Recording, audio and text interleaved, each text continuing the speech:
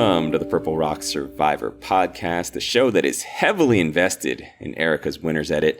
I am John, and my co-host is Andy, and we are talking the penultimate episode of Survivor 41. I love how penultimate used to be this pretentious thing to say, and it got beaten into the ground, and now everybody says it, and it's just excessively annoying. That's why I chose to include it this time. We need another word now for the word, the time before the last time before the third time. Yeah, but it's, again, you got to go for really pretentious. Like, penultimate was that until it, went so mainstream. I almost feel like you need to specify, though, when you say we're the podcast that's really invested in Erika's winner's edit, because I don't know if that really narrows it down. I mean, I guess I literally don't know. I don't listen to any Survivor podcast. Well, see, I'm just trying to stake our claim, because I assume everyone else is also trying to edge in on that market, but I feel like if you proclaim it loudly and proudly enough, people will be like, oh, yeah, well, they've said it all along. They're heavily invested in Erika's winner's edit. Are they edging in, or are they edgicking in? Boom! Oh, I nailed it. Nailed it. Yeah. Up top, bro. It's going to be that kind of episode. It is. It's going to be a struggle. So we are talking episode 11, a.k.a. the penultimate episode of Survivor 41. And first of all, did you like the episode? Not really, no. I mean, it's nothing wrong with it. It's not like it didn't bother me.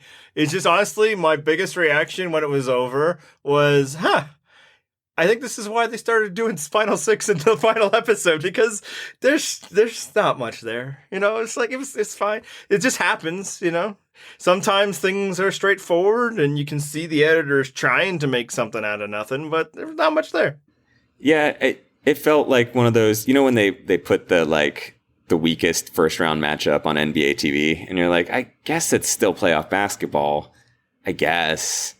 But do I really want to watch the Pacers? Yeah, exactly. It just, if there's nothing else on, it'll suffice. And that's what this felt like. This suffices as an episode of Survivor, but it definitely did not move the needle. It showed Survivor to me on a television screen. It existed. That was certainly an episode of Survivor. And it wasn't anger making. You know, There's nothing to be angry about. There's nothing really to feel about anything. And also another thing that happened is, and you can attest to this, before the episode aired, I said that my most desired outcome out of outcomes that I thought were logistically possible was for Danny to go home. Not because I disliked the dude, but because I didn't buy him as a winner at this point. So it was like, hey, this preserves all the potential winners. And so I got that. You know, I think we're set up going into the finale fairly well. But yeah, I mean, it was just on normal TV, I guess this would be, an episode about moving, everything into place or something. This is a big table setting episode right here. That's what this was. That's the word. I'm with you on, I don't know that I was with you on needing to see Danny go home, partly because Danny had kind of, especially in the recent weeks, kind of improved in my eyes, but not necessarily as a player, although to an extent as a player, more just as a presence on my television. He'd gotten more fun to watch. And thus I was like, I mean, if Danny sticks around, I'm fine with that. Even knowing that he couldn't win, I liked having Danny on my TV. He was very likable and charming. Oh, no, I like him a lot. But that was also true of anybody else I thought had a legitimate chance of going home. So, among the choices, I'd rather preserve the mystery of who's going to win. And he would be one less option. I just didn't buy him as a winner. Not enough had been done to make me feel that way. Yeah, and we should be clear that we set Danny as a realistic option because no one's voting Heather out. No, that's just not happening. And I also didn't wildly unrealistic option. Yeah, and I didn't even think Erika was a realistic option unless, 3 dudes found immunity idols or something, right? I just don't see people targeting either of them. So, given those things, it's if I could pick Danny to go home. If he didn't go home, that'd be fine. It'd probably be more interesting if it was one of the other major players, but I'd rather that interest be next week. So stay tuned for next week's podcast. It's going to be a banger. So, on the island, was Danny the correct choice, you think, this week? Correct. Assuming that it's Danny versus Deshaun, which was the option given in the show. Is he the one to take out before Deshaun? I mean, in terms of correct, which is improving people's winner chances, I kind of feel like it was a 50-50 for people. But I understand why it was Danny and not Deshaun. And I think the episode told us why. Like, there was a lot of mystery. Why'd they not vote out Deshaun? And I think that's because we're watching a show in which Deshaun has felt like more of a central character than has Danny. But, like, the people told us, right? I mean, Xander told us, Erika told us, Heather told us. Like, they didn't want to vote out Deshaun. Deshaun still felt like somebody they could work with in a way that Danny didn't. And I guess, talking about should it have been, yeah, I mean, I guess you keep the guy who, at least until the last moment of the episode, seemed like somebody you could work with in the next episode or two. If you want, obviously they want to get out Ricard, but even if not that, then you can work with him for something else. Whereas I think Danny's, he didn't have a lot of connections to the remaining people. So yeah, sure. Yeah. And I think you're right on that. Danny always felt like a unit with Deshaun. And it felt like Deshaun was the much more pliable option there. Like, Deshaun would at least listen to your plans. Danny had a very loyal alliance going with Deshaun, and it just probably felt to them, and it read that way on TV to me, that he's not really ever going to be with you so much as he will be an ally of convenience for a vote or two. Yeah, I mean, and for most of them, they want both of them gone, but you only get to vote out one at a time. In terms of who is more likely to beat Ricard in a challenge, I mean, it just depends on the challenge. Yep. Who's more likely to beat them in the finals? I think both of them for the non-Ricards and possibly Xander as well. So not really a lot of difference there, but Deshaun is a person that talks to them and pretends to strategize with them, and Danny isn't, so that makes sense enough to me. Yeah, Deshaun even said in the episode that, he's got more social capital with these people. So, in other words, he's spent more time socializing with these people than Danny has. So, that alone and I don't think they enough. dislike him. Like, I think they probably enjoy Danny's company. Yep. But, I don't think he strategizes with them. It felt like maybe it was Xander, because we saw several moments with Xander. Like, Xander was the one who told him about, I believe, Liana's advantage, I think, was happening. But maybe not as much as Deshaun has talked with Xander. Like, Deshaun seems like a very active social player, and he always has throughout the whole season. So, yeah, no, it wasn't really a lot of mystery. Like, me watching at home, I feel like Deshaun is more likely to win, but that's because he's been edited as somebody who makes the final episode, right, whereas Danny was not. So, it's not unreasonable to assume that there's a different edit out there where Danny feels more like he's going to win, like as the person that everybody likes and nobody dislikes. Deshaun certainly isn't getting that part of it. So, oh yeah, we definitely got some evidence that people maybe don't always like Deshaun for various reasons. Yeah, and if that's a thought, then it would make sense that you wouldn't mind going to the end with Deshaun versus you wouldn't want to go to the end with Danny. Right. And another topic that got a little bit of play, and one that I think both you and I thought of at some point, is like, did Danny and Deshaun really have to go at each other? Was there anything else they could have possibly done there? Yeah, this was mostly you. I actually, because, for one, I watched late, right? So Brad had already been tweeting about it. You retweeted Brad tweeting about it. And then you posted again in Slack later. So talk about what you thought they could have done. And there's, extra things we can add now that we know today. But, in the moment, what were your thoughts? Yeah, I mean, I think Brad proposed trying to do a 3-2-1 split thing with... I think it was a 2-2-2. That's what it was. Someone else did the 3-2-1 thing. Sorry, that was Jeff Pittman of True Dork Times. I should shout him out. But yeah, Brad was suggesting go 2-2-2, put your votes on Xander, and then maybe it's appealing to people that oh, wait, we can blindside Xander, who still has an idol that he will definitely play at the next tribal council to keep himself safe. Yeah, I could see that as being a legit strategy. But yeah, and some other people were talking about it. That feels like something to do. I don't think it has any shot of success. I think if people wanted to get Xander out, they would have gotten Xander out. Yep. I just don't think they're motivated by that. At the very least, they would have talked to Danny and Deshaun about the possibility of doing it. Right? I think Danny and Deshaun probably fairly accurately realize that nobody's going to vote out Xander instead of them. So it's it would look like they're not conceding or whatever, but I don't think it would do anything. And that brought me to my other thought. It's so really what you should do, and I thought of this last night, is you tell your partner, so if you're Deshaun, you tell Danny that's what we're doing, and then you still vote for Danny, and that would be the 3-2-1. That's what, like Alex did in Fiji. And then I was like, yeah, but if Deshaun betrays Danny in that way, it's over for him. The jury's never going to vote for him. So it's probably not worth it, right? And now a lot of people have recognized, but not everybody reads this stuff. I feel like we got a lot of people who get all of their Survivor content from us, and God bless you all. But, besides the show itself, I think they probably get that from CBS. But that's exactly what it was. Danny's like, yeah, we talked about it, and Deshaun even said, like, I want to remove the temptation of turning on you. So, yeah. No, it probably wasn't worth it, not only because he didn't want to betray his friend, but also I think betraying his friend would have cost him his chance at winning. So, yeah, this is probably the best option. See, I don't know that it would have cost him his chance of winning, and this is one of those rare instances where, the exit interview thing, I think that's probably legit. I think Danny and Deshaun did have that conversation, and it probably was like, we saw it on the show that they said, we're going to vote for each other. Like, I'm assuming there was more to that where they went through some other iterations before they were like, okay, we're going to vote for each other, and here's why. But yeah, that rings true to me. Like, they probably said, whatever, one of us is going here. We don't really have all that much control over who it is. So fingers crossed. Let's see what happens. Yeah. I just don't think Deshaun can afford to betray another person at this point. It's like, especially with the last two votes, especially seeing how portions of the jury look at him. Like, I think he needs to do a little bit of damage control on, certainly tribal council didn't help necessarily on that front.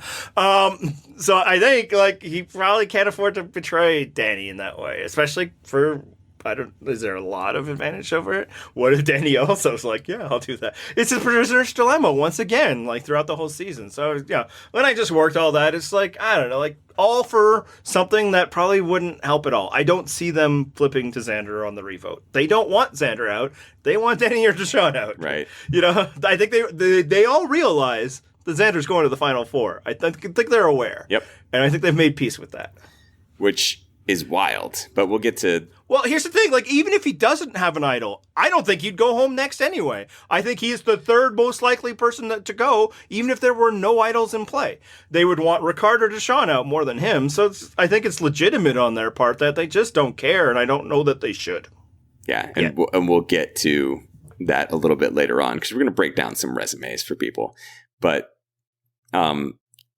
let's quickly talk about Danny, because as I said, over the past few weeks, I've gotten to like Danny a lot more. I mean, I remember early on in the season when they were trying to throw the challenge, that was the first time where I was like, okay, Danny's kind of fun. Like, it was mostly Deshaun leading those confessionals and walking us through how poorly their challenge throw went.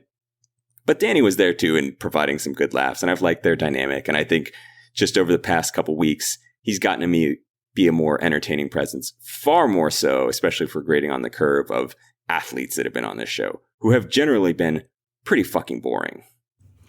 Yeah, in general, like, he's just a good dude, right? He's just, and dude is a very, I think, apt description.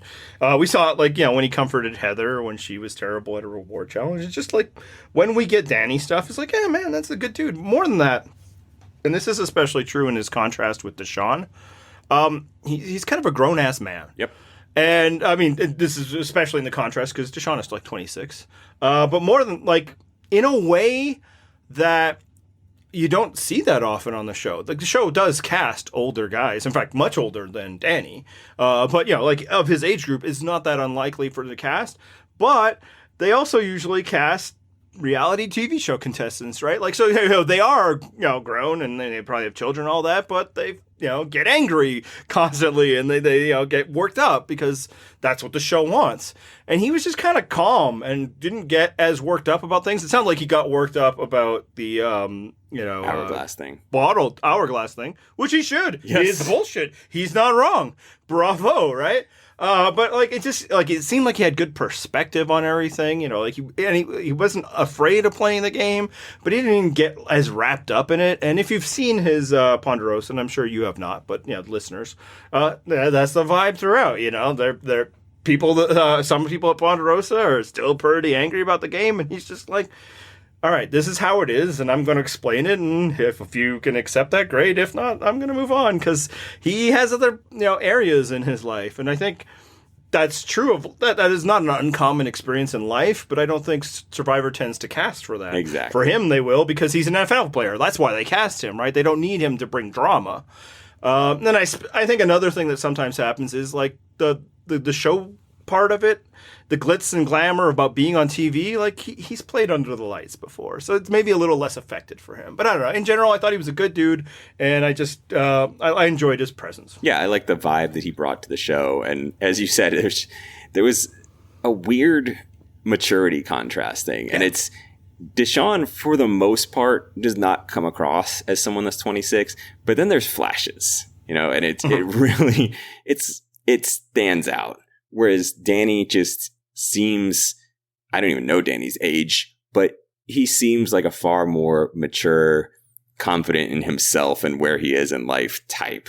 And it just comes across on TV. And it perhaps because so many previous, both players and former athletes that have been on the show have not really had that vibe. Like it felt refreshing to me to watch him. So I'm a little disappointed to see him go, but I'm not thinking he was necessarily a winner only because of the way he was presented on the show. So, yeah, I mean, we got 11 episodes of him as an active player, and then we'll see him on the jury. Obviously the contrast is most obvious with Deshaun, but like all the other major players, and they have like this nervous energy because it's nerve-wracking what's happening, right? And they're all like huge fans of the show.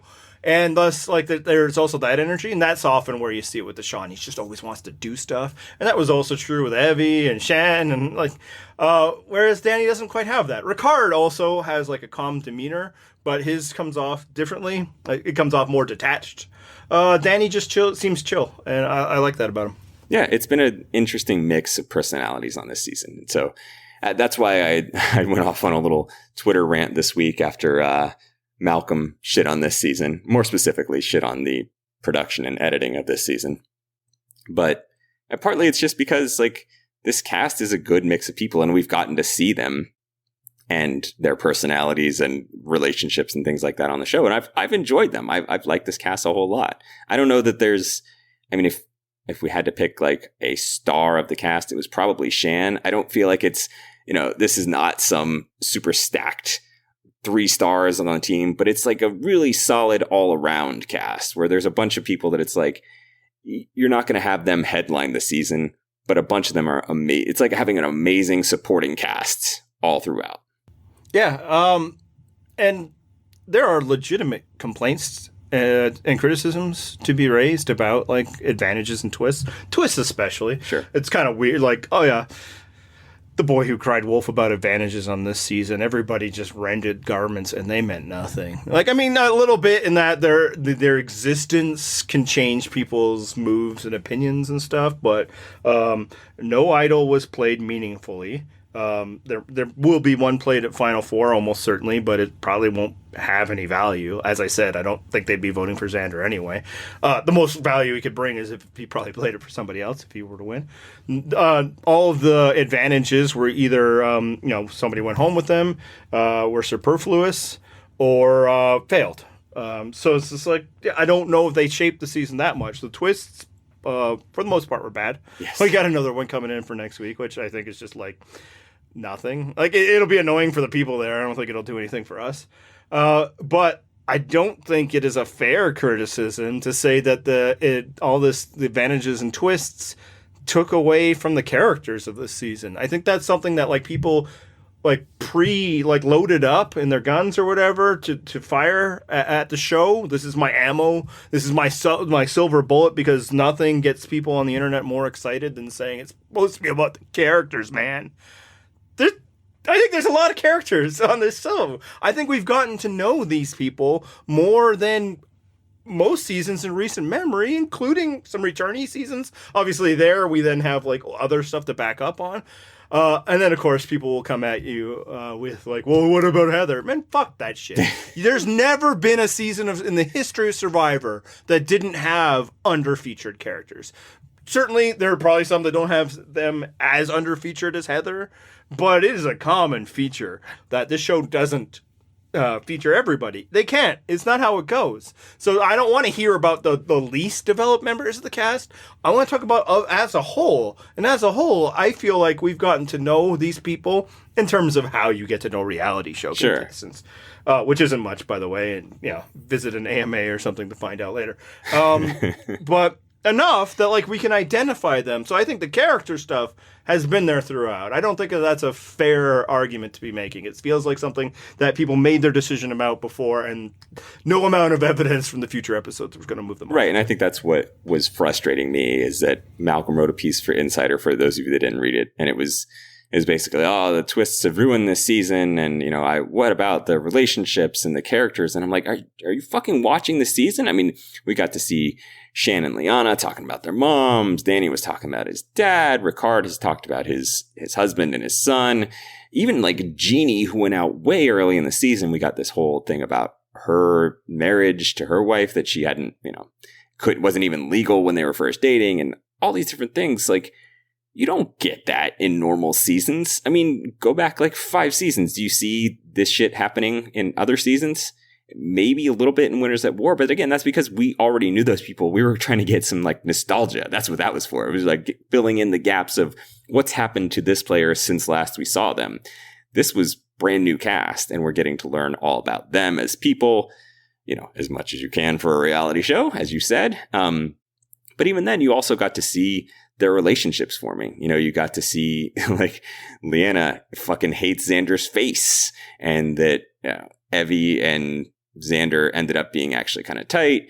We got to see the 4, Danny, Deshawn, Liana, and Shan all come together, and how they were bonding in that way, and why it was so important to them.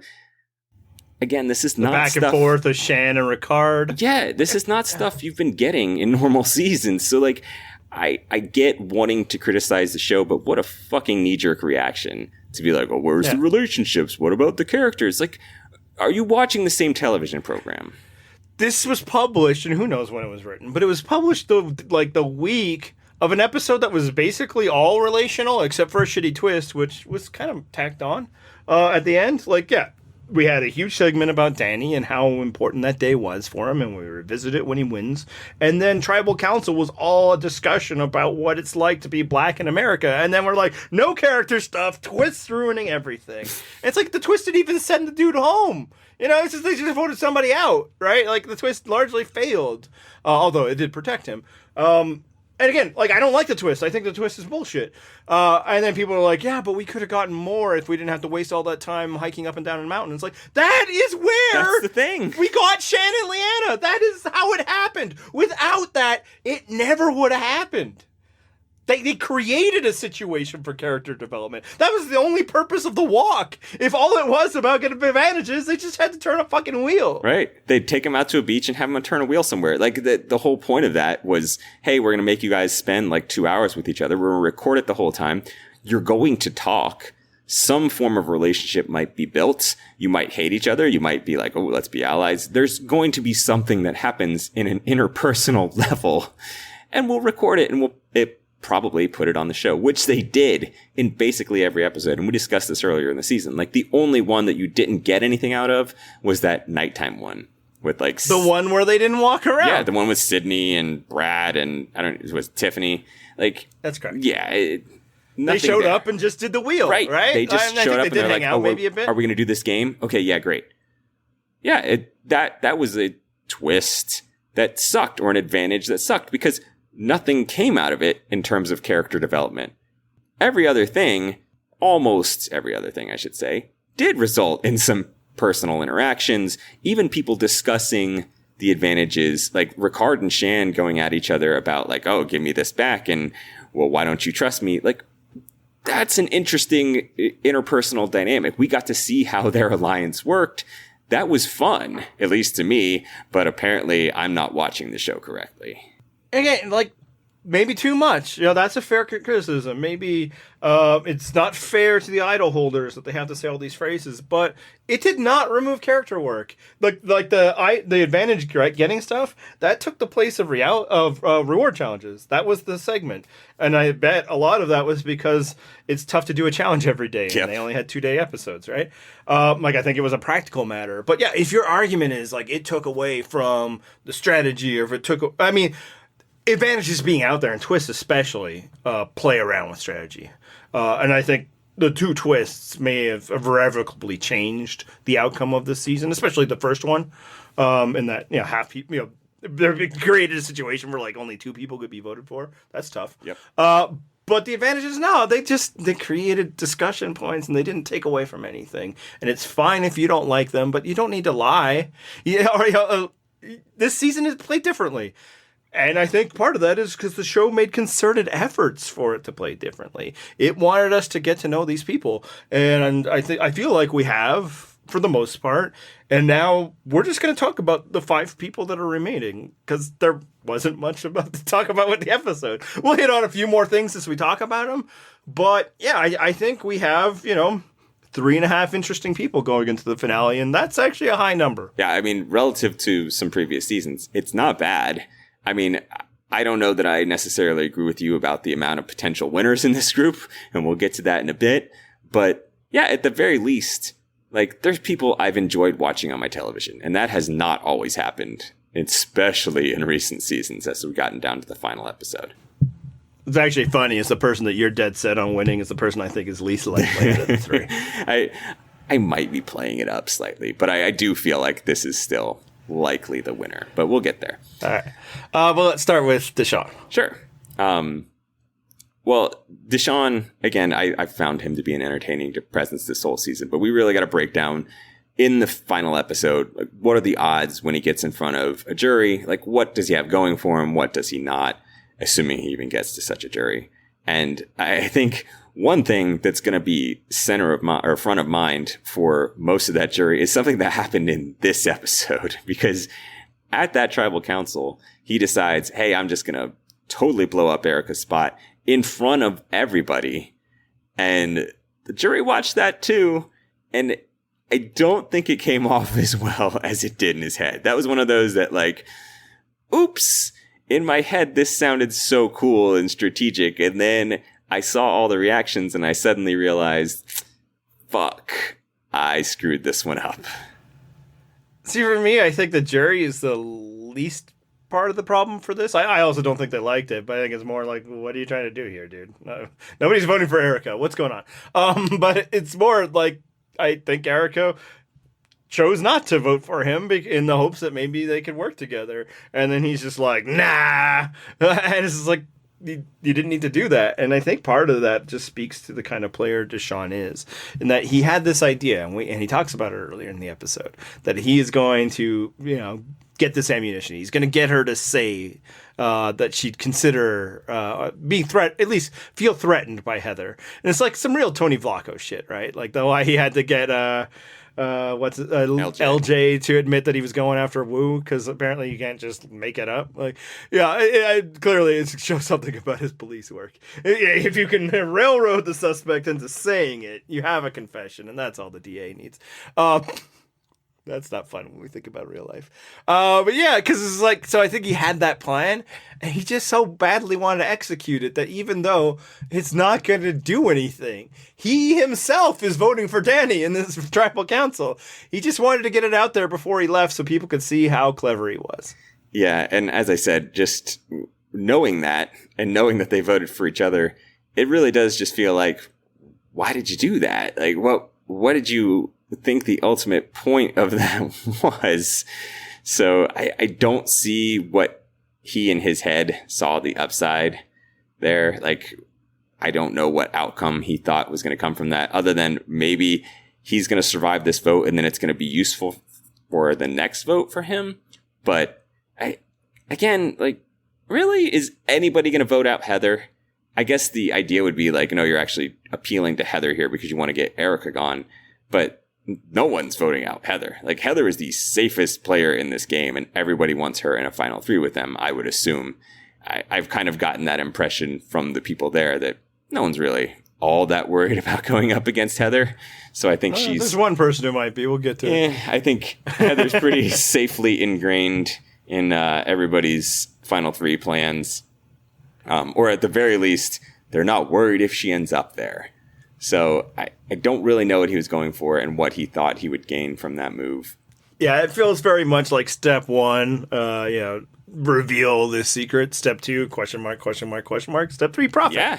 And it's like, I think when he's gathering this stuff, he's like, oh man, it's going to work out. And yeah, that's the impression I got. It's just like he wanted to do it, even if it wasn't going to do anything, because it's like, I can't leave this bullet in my holster. And it's like, it's a blank. It's a blank there, Deshaun. And I think that's he was a guy throughout the whole season that's just full of plans, right? He wanted to throw a challenge, get rid of Erika. He wants to get rid of Card. No, maybe Shan. It's like, he's an anxious Survivor player. Not anxious in the way like, other people like scared. He's not scared. No. And you see that like when he goes to tribal council and he's happy, he's got a smile on, even though he very clearly thought he was going home. He grabbed his bag, right? It's just he's itching to do things a lot. And I think that was just this. Like it worked when he blew up Evie's spot with Xander. It's like, I'm going to do that again, even though I'm going home. Like, I just think it was just, he wanted to do one last thing. And I also don't know, but what's that going to do for you? Like, is this going to lead to the live tribal when they're like, no, we don't need to vote out these two? That's not how it's happening. Yeah, here. That was, again, 0% chance of that happening. Also, I did enjoy your demonstration of what a firearms expert you are when you're like talking about a bullet in a holster. It's not how firearms work, my friend. Oh yeah, they put them in the chamber. Yeah, I think, is the thing. Yeah. Well, they actually put it in something and then it goes. In the chamber, they put it into a firearm. That's how guns work. Well, maybe you put it in your holster so that you can load it later. Just because I just got my lucky bullet just here. Leave a bullet sitting in the holster. Sure, that's right. It's for safety. Right. You don't want to put that thing in the gun. People could get hurt, John. That's right. This podcast is all about gun safety. Quick aside. So more importantly, let's talk jury and what votes he might have on the jury and might not have on the jury. It's hard to read. I think there's one that strikes me. I had a question when Shan got voted out. She'd done this whole performative thing of like, Ricard, you got my vote. Basically, fuck you, Deshaun. And I was like, okay, was that just a show? And the stink eye that she's been giving from the jury leads me to think that's not a show. Like, she legit is sort of pissed at Deshaun, and I don't think he could get her vote. And thus, probably not Leanna's vote either. I don't know. I don't think that Leanna is firmly locked in on voting for whoever Shan votes for. I think she's actually a little more pliable in that sense than Shan might be. But I do get the impression that Shan is definitely not a Deshaun vote. What do you think? You thinking that Shan had like an alternative motive in that moment was wild to me, even when you were saying it. This is like you drinking the Shan Kool-Aid so far. It's like, no, she's flying off of the handle the same way she's been doing since like she voted out JD. I love it. That struck me as a completely genuine moment, and none of that. Yeah, you don't get to vote no. You have to vote for somebody. And we already know that Shan doesn't think very highly of Heather, and she didn't seem to like Erika very much. And that's kind of the whole thing, like, what's the jury situation? It really all depends on who you're facing, right? So do I think she's likely to vote for Deshaun? Or at this exact moment wants to vote for Deshaun? Absolutely not. But could I see her doing it? Sure. I've seen people yell, like, just scream at somebody and then still vote for them because they didn't want to vote for the other people, Trish went off on Tony, and she still voted for him. Big Tom, no, he voted for Amber. Yes, he did. But, oh, no, it was Kathy. Kathy went off on Boston Rob, but she still voted for him. People can be very angry, but still be like, I don't want to vote for those other two people.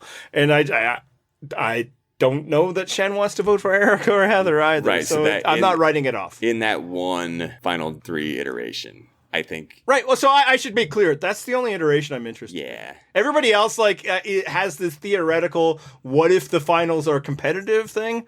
I'll believe that when I see it. And if it happens, I think we'll have fire making to thank for it. That's just not how juries work.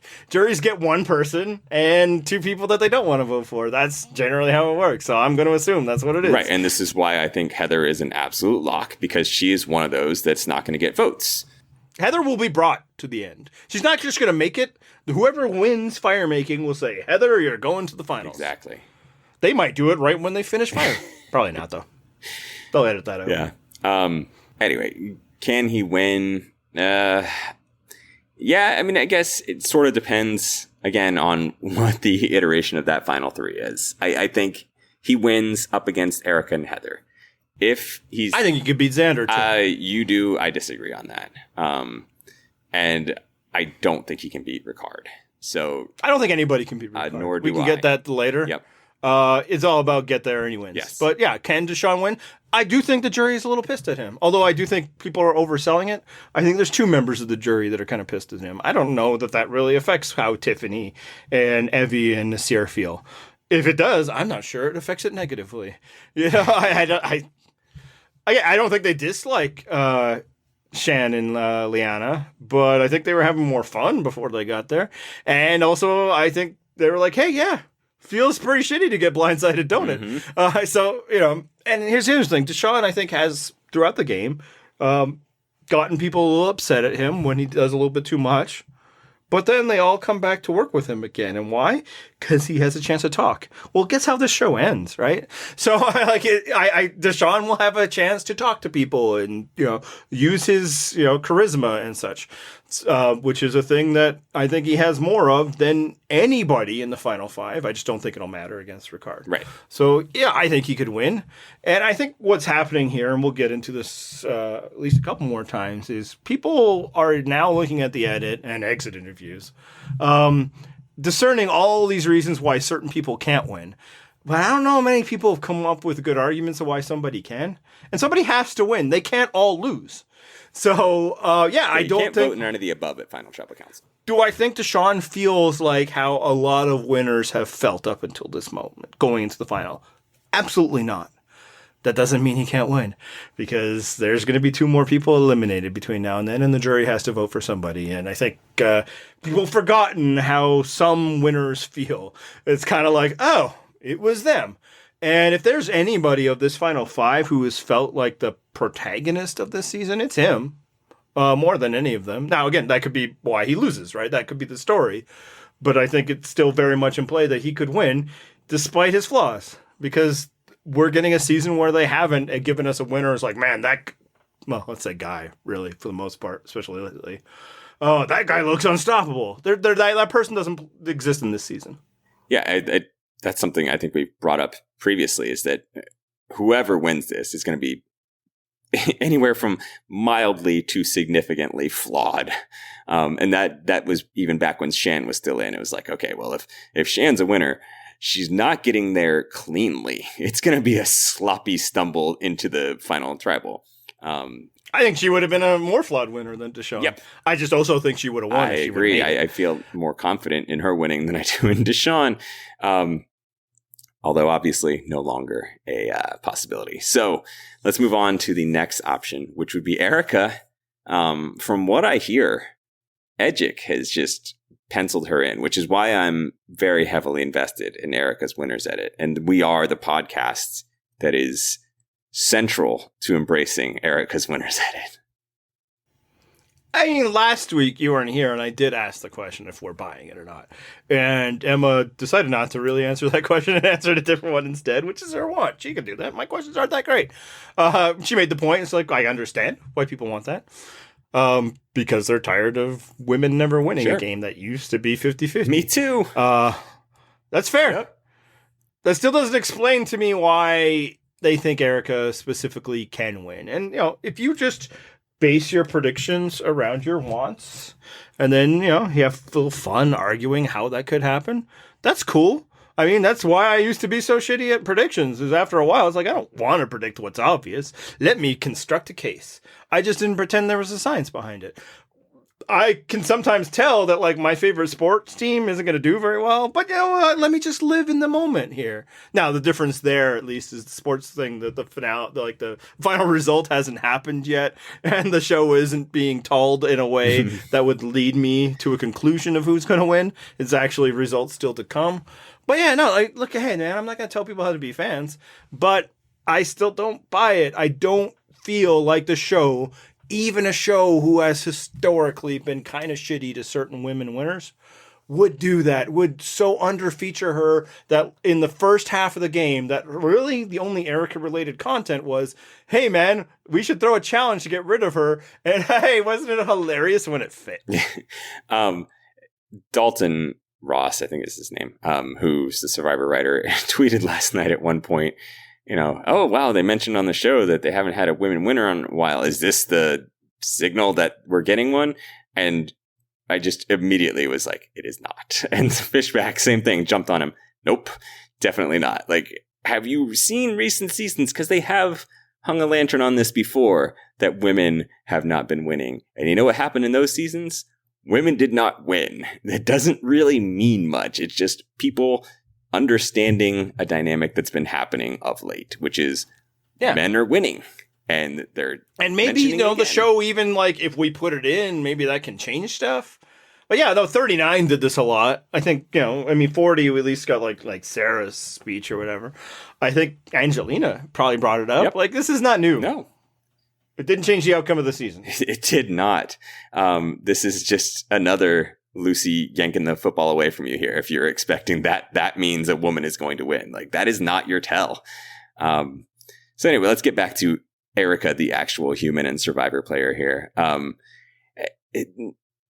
Just trying to objectively assess her game, and I'll do the best I can. So her shining moments thus far are she turned back time like Cher. It just flipped immunity in a wildly unfair twist. And I don't know that you can give her any sort of credit for that, because it was the option that made her immune. So there was really no strategy whatsoever involved in that decision. I don't think there's any positive or negative consequences. It's a thing that happened. It was the thing that every player in that situation would do. So it's neither positive nor negative. It's just a game element that happened to fall to her. It's like getting a chance card in Monopoly. Like, you just landed on the space. That's it. She, alliance-wise, seems to have only really had an alliance going with Heather at any point in this season. I can't think of any other lasting alliances that she had. She obviously, again, maybe you could argue a bit with Deshawn, because the argument that people are putting forth is she's never voted wrong. But is that because she's out there, making plans? Or is it because somebody's letting her in on that? And if you think it's because, Deshawn let her in, why would she get the credit instead of he? Yeah. And also, I think he put an end to that. Maybe that's the profit right there. I found it very difficult to see any sort of connections that Erika had formed.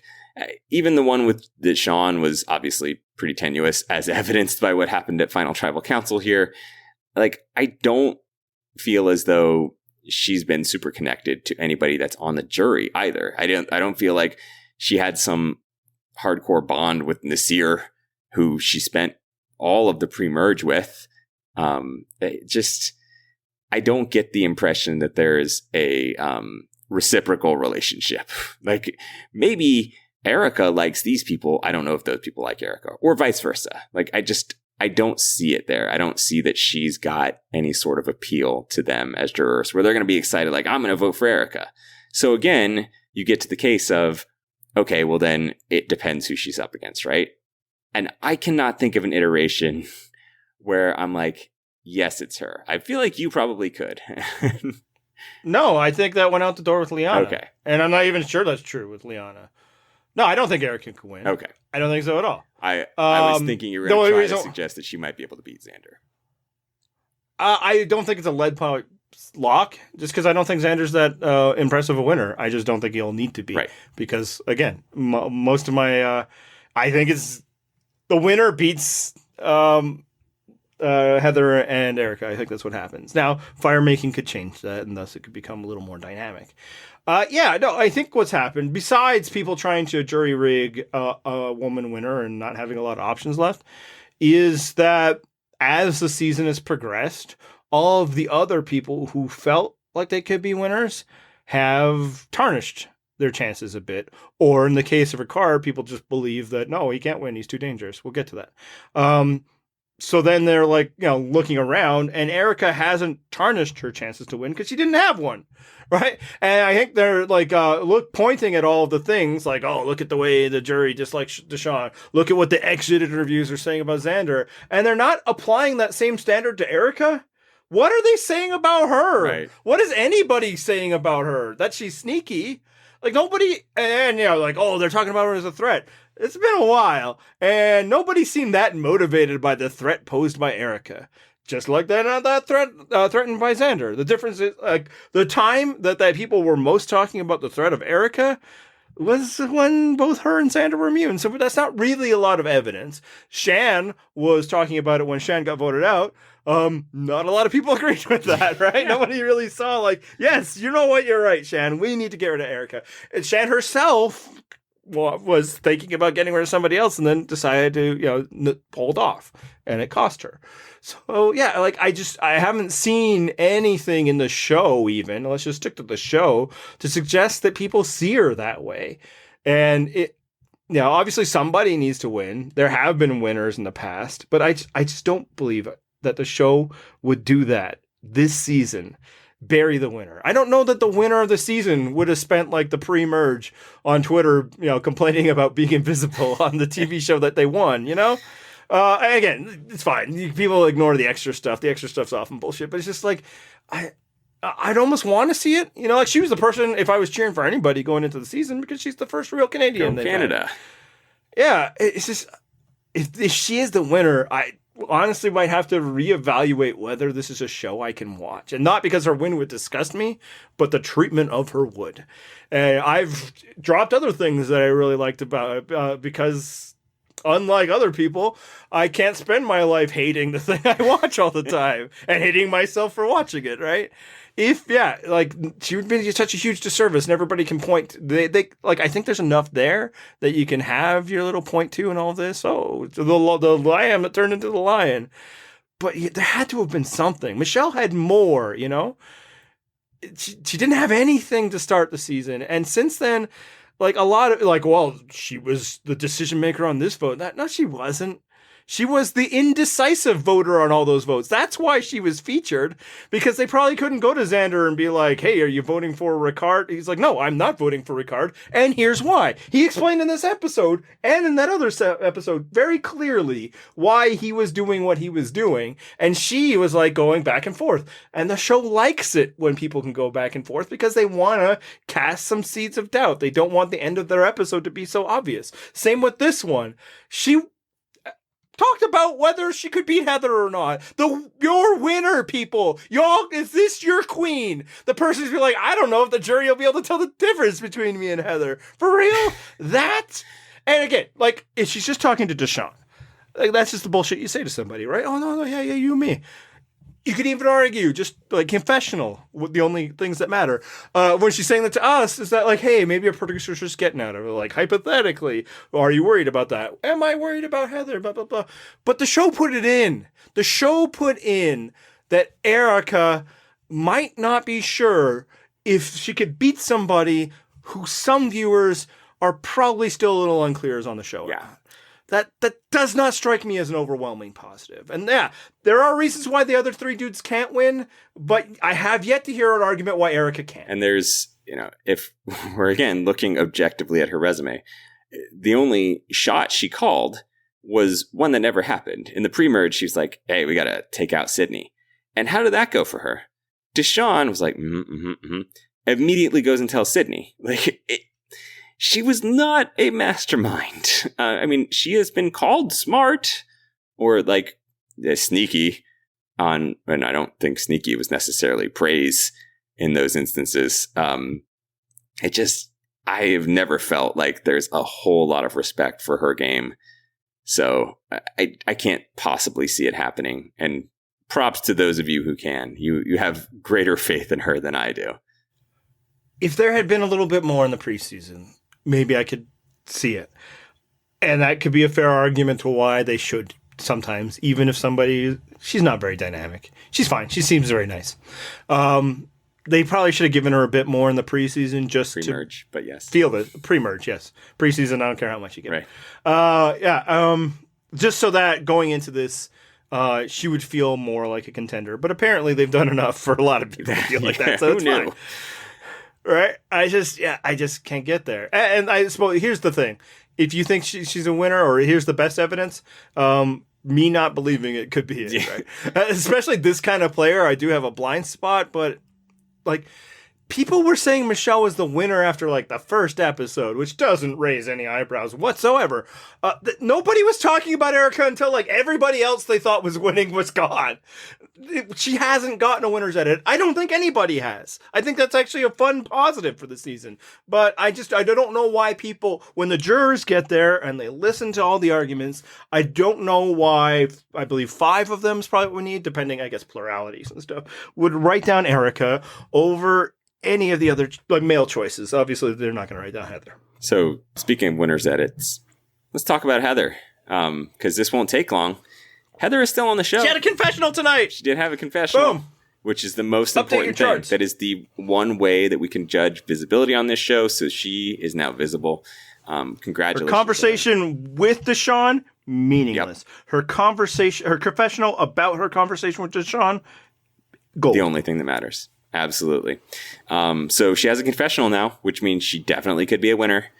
That is not at all what it means. There is 0% chance that Heather will win. But you pointed out an amazing stat for me, and I'd like to give you the opportunity to share that with the audience.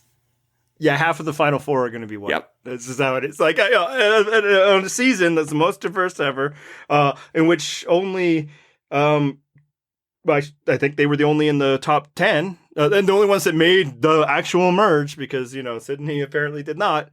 Yeah.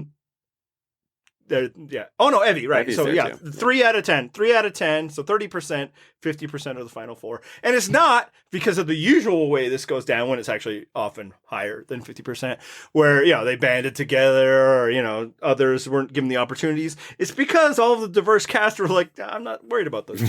That's why we're going to have, frankly, a decent chance at a 67% white final tribal. All right. So let's talk about the other one that's still going to be left at the Final Four. Xander. And you're kind of down on Xander's winner chances. I am probably slightly overhyping Xander's winner chances. And you make a very solid argument, which, again, I will allow you to present to the crowd here. Well, I do want a couple things. I think he could win, which puts me at odds with certain people. I just don't think he's as likely, and I think it's because nobody's that impressed with him. Yep. I don't think he's needed to play. Yeah, he hasn't played his idol, and people haven't gone. I don't think it's out of fear. It's because there's been more threatening players to get rid of. I know. I think some of this is actually to his credit, and it might fucking kill me to say this, but he has done a great job in keeping his threat level low. Which, look, man, to be clear, it is, of course, an important thing to do in Survivor. It's just, very self-serving to suggest it's the name of the entire game. But I also think it's because he's a 20-year-old guy who hasn't had a lot of power in the entire game. And people are just like, yeah, okay, cool. I'll worry about these people that can actually do things. And if you were to get to the final tribal against people who did do things, I don't think it'll go his way. Right. And so my suggestion is that he might get to the final tribal against people who did not do things. Yeah. I think there's a possibility that he beats Deshaun. You disagree with me on that. But the only one that I can't see him beating is Ricard, who we'll talk about last. And I that's honestly because I don't see anybody left beating Ricard. Xander, on the other hand, if he gets to Final Tribal Council against any of those, two of those other 3 people, I think he beats them. And it might not be like a runaway victory. It might be close against Deshaun. Erika might even catch a few votes. Who knows?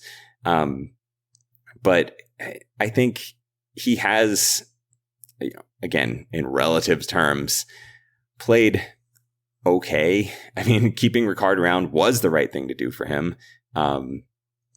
He's not played his idol. I think he was a fucking idiot with his extra vote, which we hammered on weeks ago.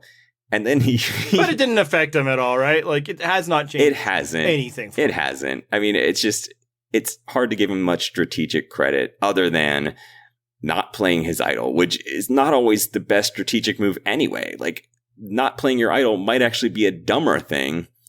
But I will say he is correct. Keeping Ricard around is the way to go. And like, as he spelled out to Danny, like, it was the right move for him to keep Ricard around because he needs people to be worried about Ricard and not him.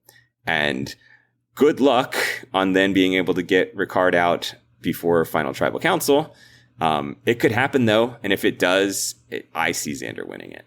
Why? You've been on the Xander train for a while now. What was your reasoning when you're like, oh yeah, no, that guy's winning? I don't know. I think I did see some interpersonal relationships going on with him. We see him talk to Danny.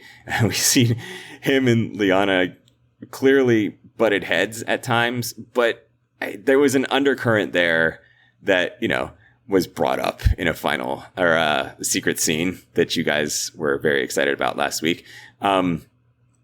He has relationships, I think, with some of these other players that if it gets to a final tribal council, they could convince themselves like, yeah, Xander deserves it. He did enough, because whoever gets to this final tribal council is probably going to have to win on a they did enough platform. Because no one's blowing you away other than possibly Ricard. So it's just, to me, there was a certain tier that could win, and everyone else in that tier fell out.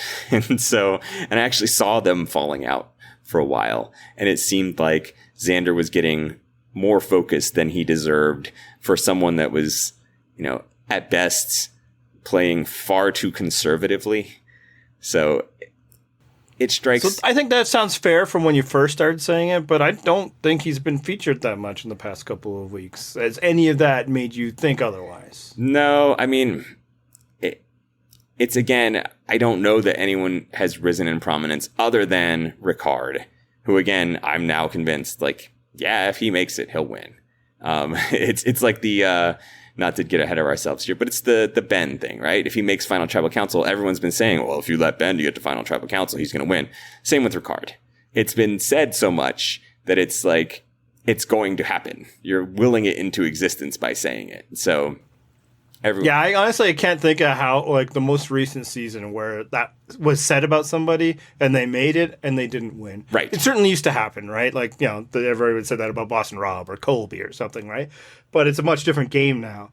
I think if the consensus winner makes it there, they win. Yep. For two reasons. One, because everybody had already agreed upon it. They were, head in the coaches poll at the preseason or whatever. And then also because they view the person that's with them poorly for not getting rid of them. We told you to do that. You got rid of us, you dumbass. You should have gotten rid of them. We gave you the target. You didn't take the shot. How dare you? You don't get my vote now. Ask how that worked out for Laurel. I just, this is my charge against you, and you can defend yourself. I think you picked Xander as a winner pick when you started to feel like, of course, this season's going to be won by the young white dude. And you're just cynicism. It's just been like, I'm not going to go off of that. And this will be my shield, too. The show can't hurt me if I'm all like, I know what's going on. It's going to suck. What say you? It's not a terrible read. I mean, it definitely, there was a point in this season where I definitely had some cynicism going. That's not entirely it. It's partly just, again, how much he had been featured for who he is. I mean,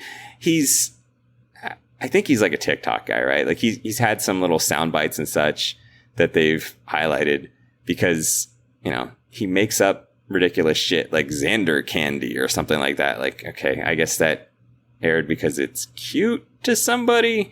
I don't fucking know. I don't know. He's actually pretty good at like coming up with the quips. He is. That's what I'm saying is like, that's why he's getting airtime. But I think ultimately it was just that he was an active player, which the show likes to highlight. And, who else among this group, like, is Heather an active player? No. Is Erika an active player? No. Ricard is... Deshawn, again... If you say Deshawn isn't an active player, then you just throw out your entire argument. Deshawn is an active player. He's extremely messy. Not that Xander's not, but I think Xander is less so. So I think the counter is, like, what has his actions done? The answer is kept him in the game. But, like, when he's like, I made that happen against, like, Shan, it was like, man, that was the first time you cast a correct vote this season, right? Or I guess since Abraham or whatever. Although, yeah, because even when Tiffany went home, he didn't vote for her, I think. I think he voted for Heather. Yeah, so I was like, oh, that's cool, but, like, he's had no power. And as evidenced by the fact that, like, they blindside Nasir, they blindside Shan. Everybody knows he has an idol and nobody's voting for him. It's like they're not that threatened by him. Now, I'll counter that. They're not, because there are other more important people to vote out.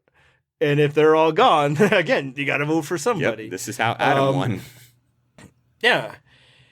And there are people like Heather voted the correct way every time and Xander didn't. It's like, I just don't know if juries care about that. Right. It can be a thing, but it's just like, yeah, okay. But he didn't have the power. We know he didn't have the power. We thought he was dead meat, and he wasn't. You're here because nobody wanted to vote for you besides Shan. So, yeah, voting the correct way. Like, I think Troyzan voted the correct way. Maybe the entire postseason. Nobody gave a shit, man. Although, to be fair, I think both his the people he was there with did too. So, like, I can see the arguments people are forming against, like, Erika versus Xander, if it wasn't in a season in which Erika had been buried. Like, I don't think Xander will be an impressive winner, but a lot of them aren't, right? Fabio won because it was who he was there against. And another key feather that could happen in Xander's cap that could help him is, like, there's still a few more things to go. He might win immunity. He might take out Ricard. I think the person who most gets attributed for taking out Ricard will get a good amount of credit for doing so. He could win fire making, although I thought of a really hilarious scenario that I shared with you guys earlier. And it's just something I could see, because trying to construct a final two of Erika and Heather, I'm like, well, why did they get there? Right? Because, as we know, you don't vote. You don't get to keep two people. There's fire making, and it has not been established that either of them are good at fire. Who knows? Maybe they are. Erika did start one when she was alone on the island. It did seem like it was a fairly laborious task for her, though, and you don't get as much time in the challenge, but who knows? And I was like, oh, I could see a scenario where, like, one of the dudes does the Chris Underwood thing and volunteers to take out the next biggest threat. And I thought it was, like, Xander seems the most likely, because, like, he seems, like, really keyed in on the big moments of Survivor and the moments. And it's just like that sort of thing. I could just see him like, I got to do that. This is how I'm going to secure my legacy. And wouldn't it be hilarious if he does it and loses? Yeah. He's the Final Four immunity winner. He puts himself into the fire making challenge and then just eats it. That would be pretty funny. Would be funny. And if it does, it's going to as you said, it's going to happen to somebody sometime. That's the thing it'll happen. I don't know if it happens here, but it'll happen, and it'll be hilarious when it does. I'm excited for it. And not only does he seem like the most likely to be, like, charged up to do that, Ricard ain't doing that, right? Like, if he wins, he's good. I'm good. I just won Survivor. Yep. Awesome. I don't know that Deshawn does it. Maybe against Ricard, because he knows he can't beat Ricard, but I don't think Deshawn does it against Xander. So it's just like, I could see Xander feeling like he would need to do it against both Deshawn and Ricard. And it would be funny if he lost. Now, to the point, I have no idea if any of their fire-making things. And another way we could get an Erika and Heather finale is one of them could win immunity. We never know what the challenge is. Erika has won one. She did not last as long as did Xander and, I believe, Ricard at the very same challenge, but she won one. But that would also be hilarious if that's how he doesn't win, or any of them really. And the final option, Ricard, who if he makes it, slam dunk. Like, at this point, I'm convinced if he's in the final three, he's winning. You 100% on board with that? Yeah, I don't see. I think the thing that always was potentially going to hold Ricard back from winning is that he's a little distant. I don't think he's standoffish. I think he's gotten to know people enough and they like him.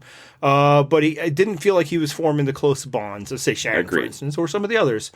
I think we're now at a point in the season where that is not a problem. For one, because some of the other people that, were better at that than he have moved on. Yep. But I also think it's acted as a nice shield for him. Like, I think Deshaun is better at that than him. But I think that's also why Deshaun is in a tough spot, because people are angry at Deshaun for betraying them in a way that nobody's angry at Ricard. It's just like, hey, man, we knew you were a game player and look at you play the game. So, yeah, I think nobody can beat him. I think his only weakness is now a strength. And I also think that he is the best player of the remaining 5. Forget what the jury thinks. I think he legitimately is the best one. And I'm frankly willing to say he's the best player of the season, full stop. Right. I don't get the feeling that he actually wins, just because there was some stuff earlier in the season where, it was him and Shan clearly deciding. It seemed like it was framed as Shan running the show. And, if he's the winner, I feel like you probably give him credit. The only exception to that would be that, again, Shan is likely your star of the season, regardless. So in that sense, if you're like, okay, well, we're still going to give Shan some credit here. We're going to give her the shine because she's great and we loved her and, we want to highlight her in some way. And Ricard's going to get his because he'll win. Fine. Yeah, I think there's also the truth. I think in the early votes on that tribe, Ricard wasn't in his strongest position, I don't think he had the connections that Shan had. She said as much in exits, although, honestly, my rule against believing a lot of exits especially apply to her. She is the textbook's example of how it goes. When somebody just always has an excuse for why everything went wrong and, wants to make sure they frame everything and that I was awesome, those are the ones you really got to be cautious about. And they're like, yeah, you know what, I screwed up some stuff. Then you can believe that a bit more. But I think it's probably legitimate that, early on, he didn't have the connections and she did. But I think as the game has grown and changed, so has he. Again, I think his weaknesses have become strengths in that regard. I think a lot of the counter people have is that he feels like the threat that has to go, because that's what people are saying, right? And often that person does go. The question I have is what's the edit look like when they don't, right? What's the edit when the person that everybody says has to go doesn't go? How would that be different than a winner's edit, right? So I think he could. I think he has a legitimate chance. I genuinely believe that it's up for grabs. I don't feel like anybody has gotten the quote unquote winners edit, and I think that's freaking people out. Then they're leading that to disqualify a Ricard for reasons you're saying. They're using that to disqualify Xander. It's exit interviews. Nobody even thinks he's that great. Cool. They only have to think he's better than two other people. That's what I'm saying. It's a relative. Deshaun is messy. Again. One of them's going to win, and people in response to that would be like, I don't feel that way about Erika. Yeah, you don't feel about anything about Erika. Erika is your tabula rasa. You can just throw your theories and your feelings and never have to justify why you think she's winning other than to justify why nobody else is winning. And that's not how it works. All right, so let's fuck objectivity here. Who do you want to win? Who's your rooting interest for this final episode? Ricardo the way. Same. I cheer for the best player, right? The person that I think is the most impressive person is generally the person I want to win. Sometimes there's just somebody who's so undeniably likable or something that is I don't even care if they're the best. But usually, as it goes on, it's who impressed me the most? Ricard has impressed me the most of anybody. So I want him to win. I like Deshaun a lot. A Deshaun win would, I wouldn't bother me. But no, I'm rooting for Ricard. And Ricard just stellar hair. I mean, really, A+ hair. I tweeted about it in the episode. I was like, damn, that man has some great hair. Bravo. I bet it's better now. It's probably, I'm sure he's a guy who takes care of himself quite a bit.